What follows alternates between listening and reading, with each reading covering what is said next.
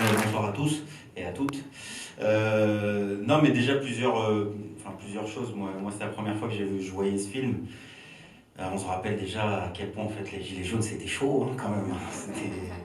C'était pas n'importe quoi et que c'était en réalité c'était un plaisir d'avoir vécu ces moments pour ceux qui ont pu les vivre et qui ont pu sentir la chaleur de ce qu'a été le mouvement des Gilets jaunes. Moi, je le dis très sincèrement, je pense qu'il reste encore des Gilets jaunes aujourd'hui, mais pour moi, le mouvement des Gilets jaunes, ça fait très longtemps, parce que le mouvement des Gilets jaunes, ça n'a jamais été un mouvement de manifestation d'un point A à un point B. Ce qui fait que les Gilets jaunes se sont retrouvés sur les Champs-Élysées, ce qui fait qu'ils se sont affrontés aux forces de l'ordre notamment, c'est parce qu'ils avaient un seul but, c'était ce qui les unifiait toutes et tous, peu importe leur sensibilité politique, peu importe la catégorie sociale qu'ils représentaient, c'était l'unification contre Macron.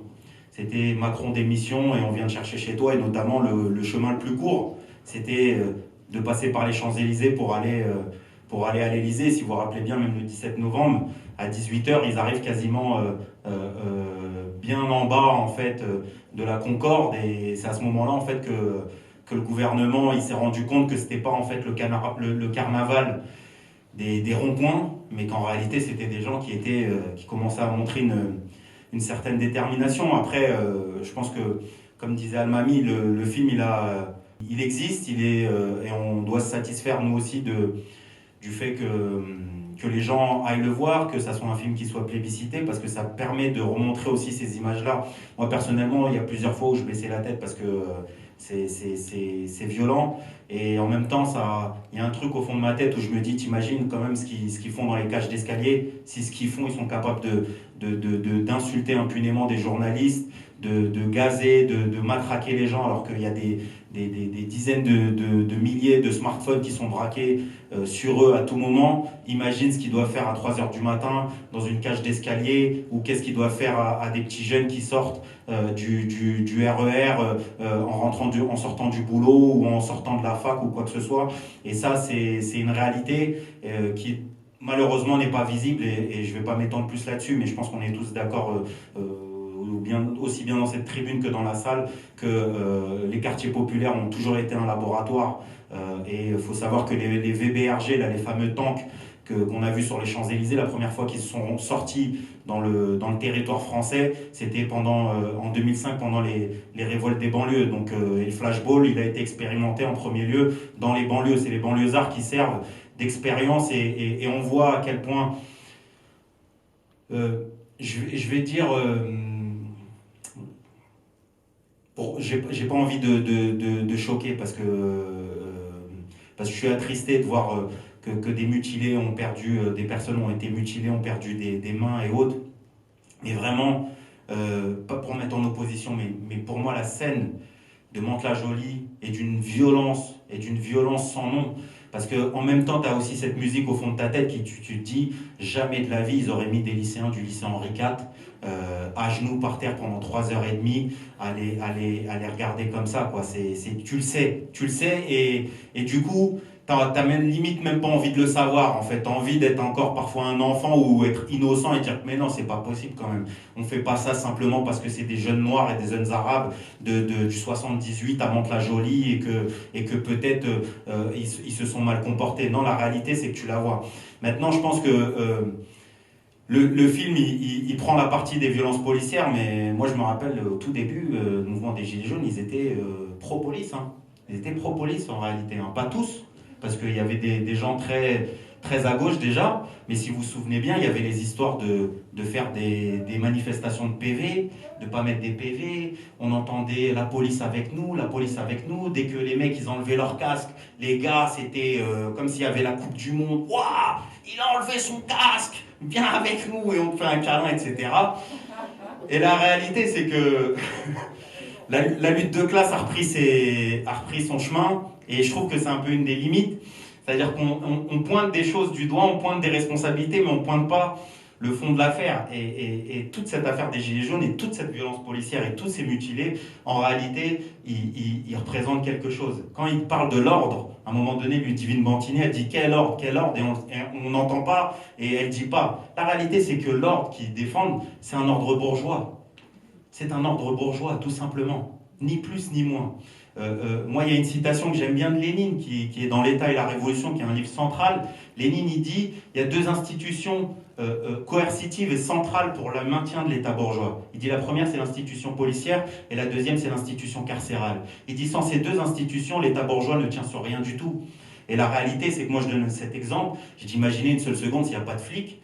Tu peux rentrer à l'Assemblée nationale et tu peux t'asseoir à côté de Balkany et tu lui mets une tarte dans la nuque si t'es pas content et il n'y a personne qui va sortir et qui va te mettre des menottes parce que tu es libre, tu fais ce que tu veux, tu rentres où tu veux et celui qui est pas content, tu le montes en l'air et il n'y a personne qui va réagir, sinon des gens comme toi. Et c'est là la réalité. C'est-à-dire que c'est pas vrai quand ils disent qu'on est là, à un moment donné, ils disent oui, peu importe le milliardaire, là, si vous voyez le policier là, à un moment un peu mat de peau qui dit nous on est là pour rétablir l'ordre, peu importe qu'il soit milliardaire, prolo, etc. Enfin, je suis désolé, quoi.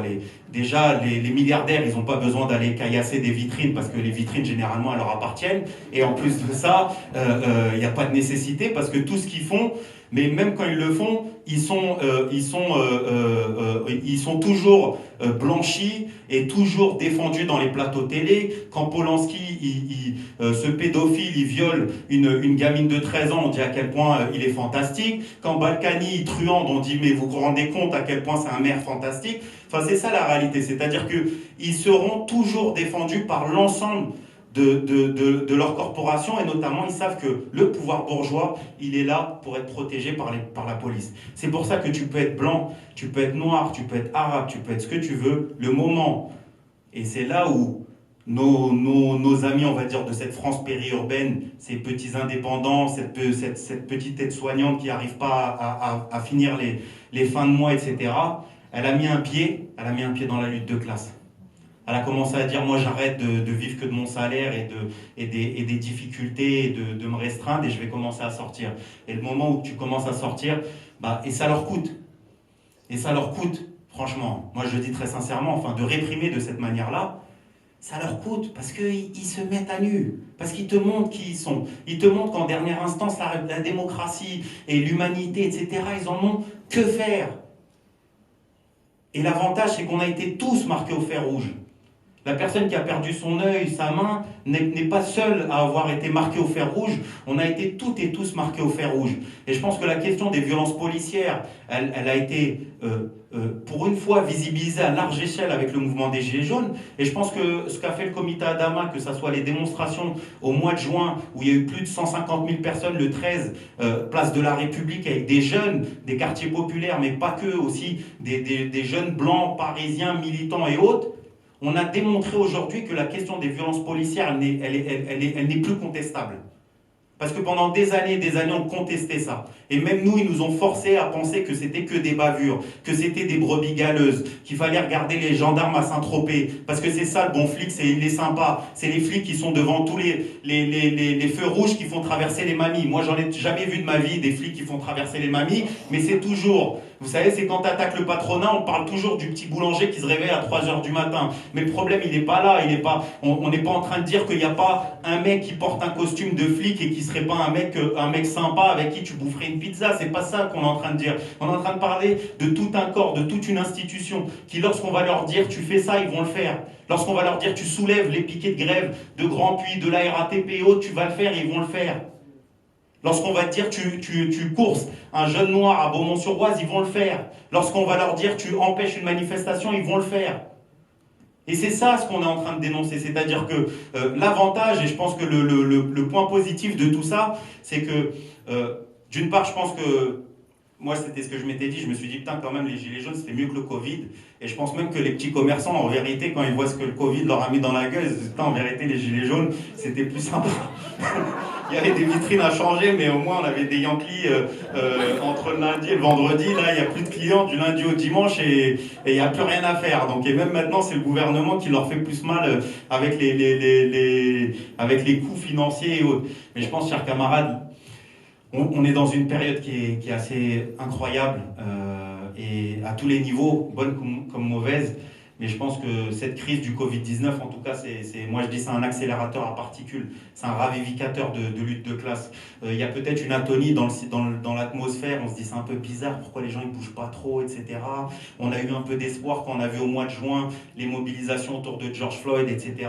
Et puis on sent qu'en même temps, avec les milliers de licenciements, les plans sociaux, l'accélération encore de la crise sanitaire qui revient, les lits de réanimation qu'on est en train de nous dire qui sont en train de se saturer, on est en train de se dire qu'au fond, le mouvement des Gilets jaunes, le mouvement dans les quartiers populaires, etc., ne s'est pas fait pour rien et qu'en fait, tout ce fait d'être marqué au fer rouge au fur et à mesure, en fait, nous permet demain de se préparer. Et je pense que c'est ça les leçons qu'on va devoir retenir demain, c'est-à-dire qu'il va falloir une combinaison de tout ça. Moi, je veux que la mobilisation du comité Adama le 13 juin, où il y a 150 000 personnes, elle s'additionne aux 1,5 million de personnes qui étaient là le 5 décembre, aux 300 000 ou 350 000 gilets jaunes qui étaient là le 17 novembre. Et c'est cette combinaison-là qui va nous permettre demain de gagner, avec des hordes de jeunes, avec des personnes qui vont vouloir être déterminées. Mais il va falloir y aller avec une boussole et une stratégie. Le 1er décembre, quand on était avec le comité Adama, parce que c'était la question de Flo tout à l'heure, et on n'a pas répondu, même toi, tu n'as pas répondu, tu as esquivé. Mais le 1er décembre, enfin, quand on était avec le comité Adama, enfin, c'était juste formidable. Et on a voulu faire un coup, c'est-à-dire qu'on voulait aider les Gilets jaunes dans le sens où on voulait renforcer ce qui se passait. Le moment où ils disaient c'était des fachos et des patrons, nous on s'est dit, il n'y a pas plus bel exemple que de ramener des prolétaires visibles, c'est-à-dire les cheminots, et des quartiers populaires, des Noirs et des Arabes qui tenaient une banderole. Et ça a permis, je pense qu'il y avait beaucoup de gens, enfin, c'est tant mieux que l'extrême gauche aujourd'hui a rejoint et a soutenu. Mais je peux vous dire que nous, le 24 novembre, quand on est attends, c'était quoi? Entre le 24 et le 1er, on était à la Bourse de Saint-Denis, si tu te rappelles. Oui. La Bourse de Saint-Denis blindée. Mais les gens, ils sont en train de me dire, mais vous êtes fous, quoi. Qu'est-ce que vous allez foutre avec ces fachos? Vous allez manifester comité Adama, machin, etc. Les cheminots, vous allez manifester avec les fachos, les gilets jaunes, avec des petits patrons, etc., etc. On a dit oui, on va le faire, parce que tout ça, c'est que des conneries. Il y a des fachos, mais les fachos, on ne va pas leur laisser la place, et on va les chasser de nos rues, on va les chasser des mouvements sociaux. Et je pense qu'on a bien fait, et on a même bien fait de ramener le 1er décembre, on est là pour l'honneur. D'ailleurs, vous n'avez pas chanté, mais est-ce qu'on peut l'entonner ou pas? On est là,